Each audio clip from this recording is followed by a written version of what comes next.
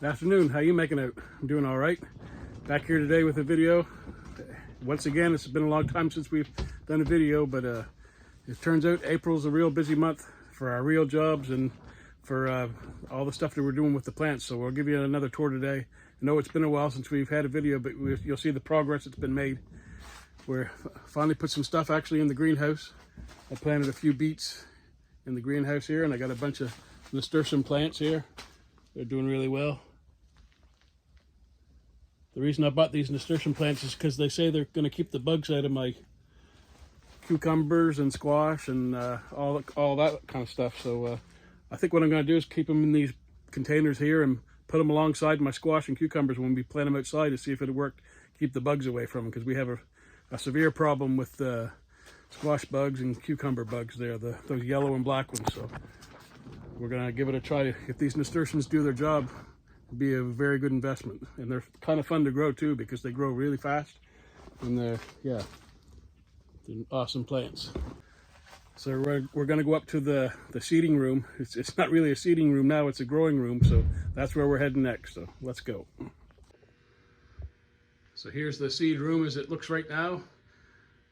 We've got a lot going on here. We're not maxed out for space yet because we're leaving room for space to transplant stuff, but we haven't transplanted any tomatoes yet. So that when we start doing that, our room is gonna be gone pretty quick. All these tomatoes here, this whole rack is tomatoes. They're doing really well. So something I want to show you here is, as in the former video you saw, we got a soil blocker, and the soil blocker we didn't use till like 2 weeks after we started our other tomatoes. And it's interesting, the tomatoes here in the soil blockers have surpassed the original tomatoes that we grew, which is incredible. They're a lot bigger, and the stalks on them are very, very big too. Very sturdy plants. I don't know if it's just the plants that we planted or what, but the ones in the soil blockers are doing excellent. So it's definitely something we're going to be doing a lot of in the future. There you can see all the tomatoes.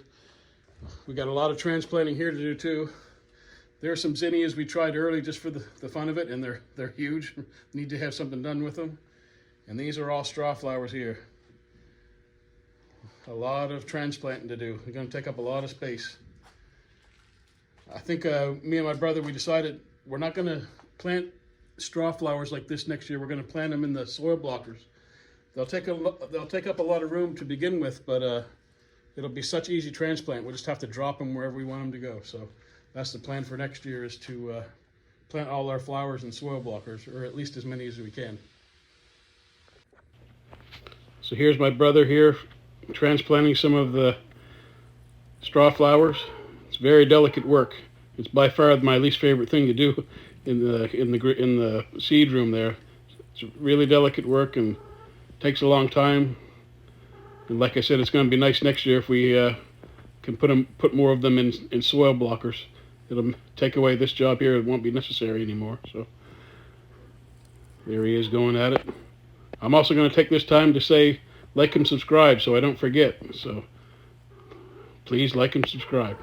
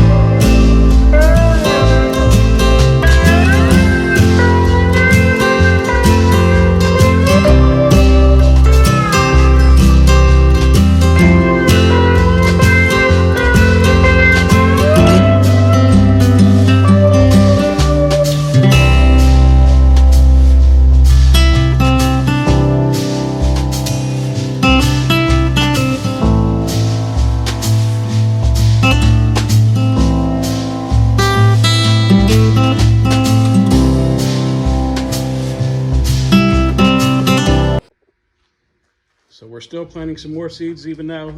These are all zinnias. All these, we're waiting for them to come up. They were just planted yesterday, so we're gonna have a lot of zinnias. There's some snapdragons that were transplanted yesterday and some coleus plants. We got some cucumbers on the go too. They come up super fast, a lot quicker than we were expecting, so they're gonna have to be transplanted before too long. There's some more straw flowers that we separated a couple days ago. And we have some peppers there and daisies and lots more beets there. More cucumbers, some yarrow, more straw flowers that have been transplanted a couple days ago. We even started some more tomatoes. I'm not really sure why, but we started some more. Maybe we'll sell some plants later on. And there, sun gold's doing well. So we were afraid that we jumped the gun and planted our tomatoes too early, which I think we did, but the long-range forecast looks pretty good for us, and no frost in the foreseeable future. So I think we're going to gamble on a bunch of tomatoes here and put them in the greenhouse and do all we can to not let them get frost. So maybe get a jump on everybody else for having fruit this summer. So that's what we're going to try to do. We're going to gamble with a few and some peppers here, put them out a little earlier than we really wanted to, but they're big and they got to go somewhere. So greenhouse is as good a place as any, and like I said, we'll do our best to keep the frost from them. We may even have to put a heater in the greenhouse, which I think we were able to do. A little heater, and have it on a timer to come on at night for those nights that might be close as a frost. So that's the plan. We definitely won't put all our plants in there, but we're going to take a gamble on some. Figured I'd come back in the quail room for a minute here, give you an update. We've done 2 or 3 hatches since our last video, but we haven't had very good luck. Our hatch rate is way down from last year, so we're not exactly sure what the problem is, but we're slowly but surely getting to the numbers that we want. But it's probably going to take another 3 or 4 more hatches to get to the number we want. Then we'll be done again for this year. But it's a shame for all those eggs not to hatch when they could have been used for pickled eggs or whatever. But I got a secret that I might tell you someday. No, I'll tell you now. The quail eggs that don't hatch, when we transplant our tomatoes, I'm going to put that in the soil underneath where we plant the tomatoes, because it worked for me good last year, and I'm going to try it again. So I'm not going to tempt fate. I'm going to do exactly what I did last year, because we had such good luck with our tomatoes. So I'll be putting a quail egg or 2 in the soil when I plant or transfer our tomatoes. Here's our newest batch here. I think there's around 15 or 20 or so in there. We had a real pretty one this time. Look at this guy here. I don't know if he's albino or he's half chicken or what, but he's a cute little guy. Yellow with white feathers. So can't wait to see what he looks like when he grows up, or he or she or whatever. That's our latest batch right there. So for your local people, here's a little advertisement. These are going to be available this weekend at the Havelock Community Center. I'm going to set up a table to try sell some eggs and maybe even a few tomato plants. So that's a little shout out for the local people, what's going on this Saturday. There you go. There you have it. That's the video for today. So we're going to try to keep you updated on a more regular basis this summer as we get going. I don't know where all these transplant tomatoes are going to go. We're going to run out of room pretty quick, but we got some greenhouses to make and other stuff to do, lots of stuff to do.